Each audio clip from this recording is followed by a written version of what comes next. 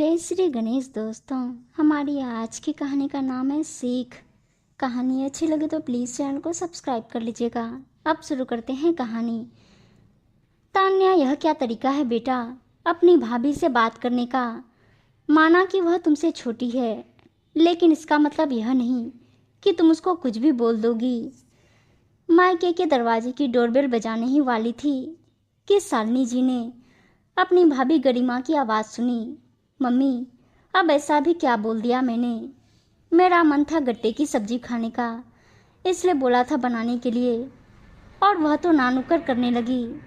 शुक्र मनाओ कि ना नुकर ही किया है, मुंह पर मना नहीं किया। चाहती तो वह भी कर सकती थी, इस घर की बहू है वह। और अगर तुझे गट्टे की सब्जी खानी थी तो पहले बोलना था ना। अब जब सारा खाना बन गया है, उसके बाद अगर तू बोलेगी तो वह कैसे तुझे अलग से बनाकर देगी। तू जानती है तेरे पापा की तबीयत ठीक नहीं है, उनके लिए अलग से खाना बनाती है, हमारे लिए अलग बनाती है, गोलू के लिए अलग से कुछ हल्का फुल्का बनाती है, क्योंकि वह अभी अभी खाना सीखा है।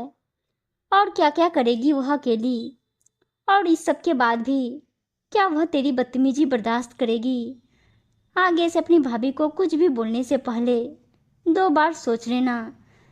मैं तो आज हूँ कल नहीं हूँ, कोई भरोसा नहीं है, लेकिन मेरे जाने के बाद तेरी इस भाभी से ही तेरा मायका रोशन रहने वाला है, यह बात याद रखना। जैसे ही गरिमा जी और उनकी बेटी तान्या के बीच की बातचीत खत्म हुई, शालिनी जी ने डोरबेल बजाई।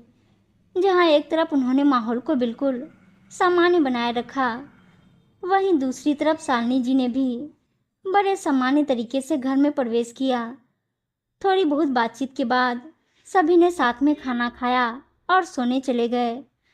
लेकिन शालिनी जी, उनकी आंखों में नींद नहीं थी। हालांकि सफर की वजह से थकावट जरूर थी, लेकिन आंखों से नींद ओझल हो चुकी थी। अपनी भाभी के कहे गए शब्द उनके कानों में बार बार गूंज रहे थे।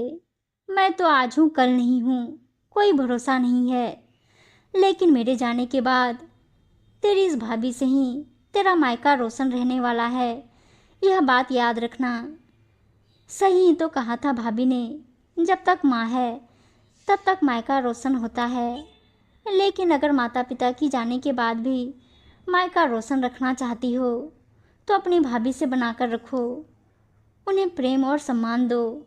अगर उन्हें उचित सम्मान और प्यार नहीं दिया तो कल को वह भी तुम्हें प्यार और सम्मान नहीं दे पाएगी, क्योंकि नफरत के जो बीज पहले ही बोए जा चुके हैं, समय के साथ वह एक बड़ा वट वृक्ष बन चुके होते हैं।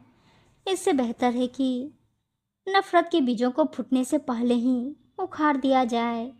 काश की माँ ने भी यही किया होता तो आज इतना सामान्य स्वागत नहीं होता मेरा मायके में, और ना ही पूरे 5 साल बाद आई होती। हर साल आती और खूब लाड प्यार मिलता मुझे भाभी का। लेकिन मेरी गलतियों और उन गलतियों के बाद भी माँ के द्वारा मुझे सही गलत का रास्ता ना दिखाना, आज ये उसी का नतीजा है। गरिमा भाभी बिल्कुल सही कर रही है, जो सही समय पर तान्या को सही और गलत का पाठ पढ़ा रही है। काश माँ ने भी मुझे मेरी हर गलती पर डांटा होता तो भाभी का व्यवहार मेरे प्रति यूँ रूखा ना होता।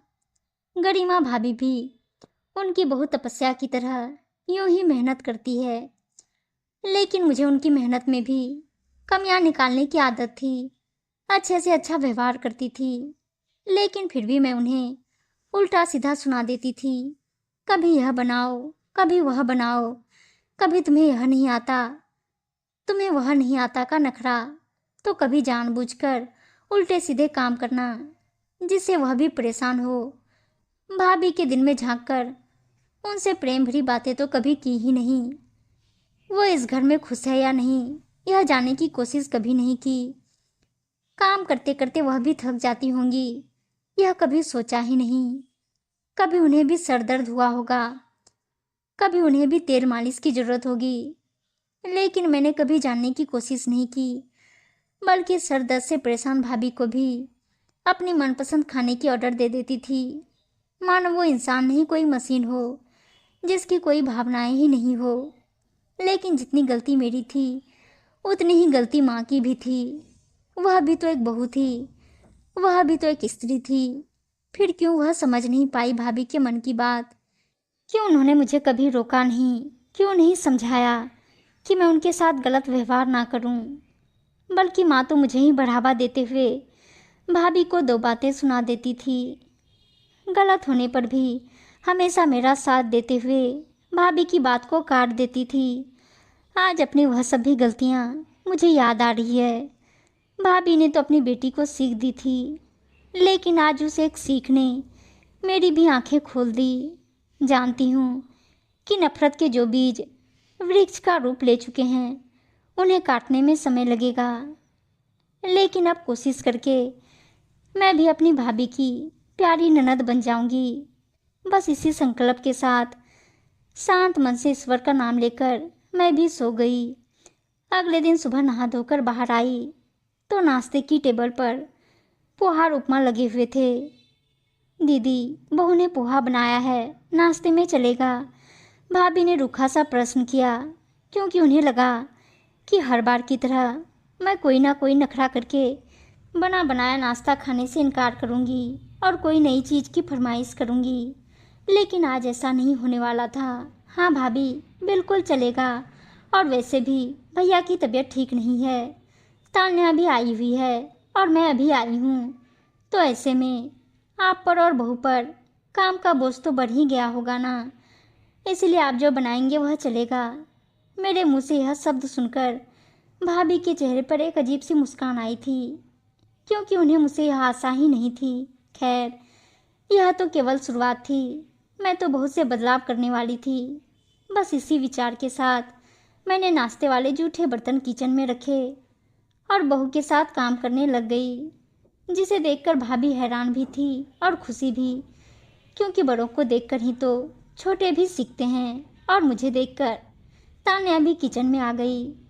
घंटों का काम मिनटों में हो गया, साथ में बातचीत भी हुई। सच ही कहा था भाभी ने, भाभीयों से ही मायका रोशन होता है। उम्मीद है दोस्तों कहानी अच्छी लगी होगी, और अच्छी अच्छी कहानियाँ सुनने के लिए चैनल को सब्सक्राइब और वीडियो को लाइक शेयर जरूर कर दीजिएगा। धन्यवाद दोस्तों।